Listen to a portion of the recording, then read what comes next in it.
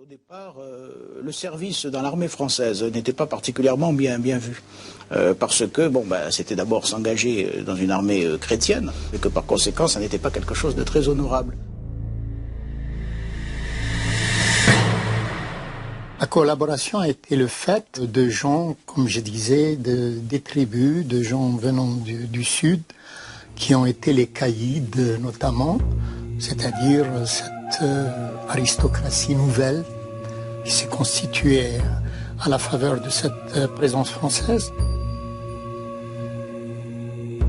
On dit qu'on a affaire à des recrues de grandes tentes, c'est-à-dire des fils de nobles familles que la France compte intégrer dans des régiments d'apparat, car l'uniforme est particulièrement chatoyant.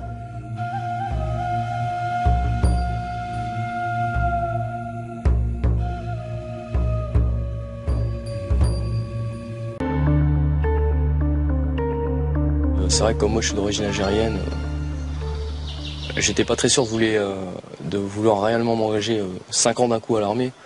Mais quand j'ai vu ce que c'était, ce que ça représentait, et surtout dans l'armée ce que ça représente le SPAI, j'ai pas hésité après. Que moi je suis ici, que je représente ça, ça me pose aucun problème. Bien au contraire, je suis fier quoi. C'est quand même une belle image quoi d'être SPAI.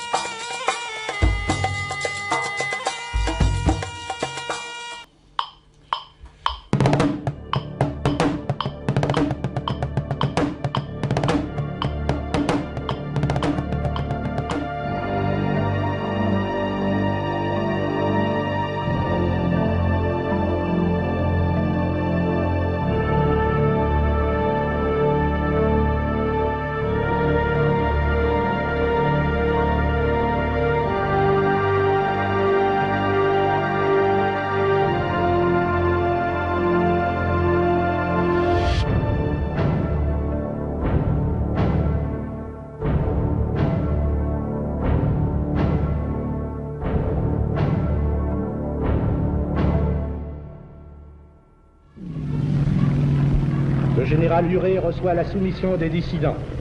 C'était des administrés, en quelque sorte, qui venaient reconnaître leur dépendance. D'où cette cérémonie, dans laquelle on sacrifiait le plus souvent un taureau en signe de soumission.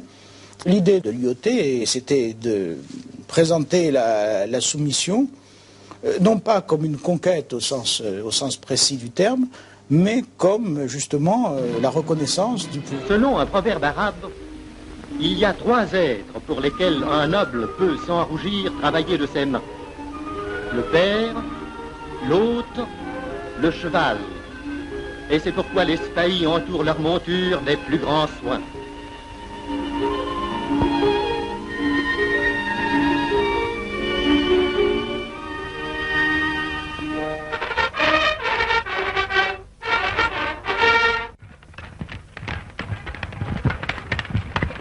C'était des gens qui connaissaient le cheval, qui savaient manipuler les chevaux. Ils avaient des rapports de guerriers avec leur cheval, parce que le barbe c'est un cheval de guerre aussi, c'est un cheval soldat.